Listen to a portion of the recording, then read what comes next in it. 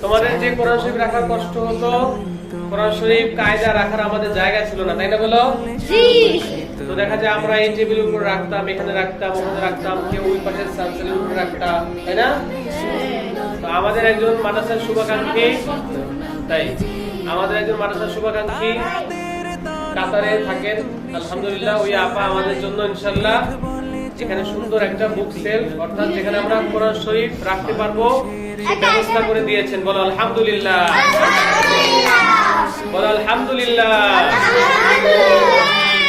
আমরা সবাই দোয়া করবো আল্লাহ তাআলা যেন তিনার মনের নেক তামান্না আশাগুলো পূরণ করে দেন। বলো আমিন।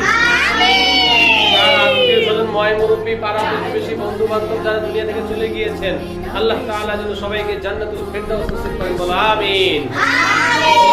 মাদ্রাসায় যত কোরআন কারীমের তেলাওয়াত হবে তার একটা সওয়াবের অংশ যেন আল্লাহ তাআলা তিনার আমলনামায় পৌঁছায় দেন। বলো আমিন। আল্লাহ তাআলা যেন তিনার যত জরুরত রয়েছে, প্রয়োজন রয়েছে, যা ইচ্ছা রয়েছে, সব জরুরত, প্রয়োজন, ইচ্ছা আল্লাহ তাআলা পূরণ করে দেন। বলো আমিন।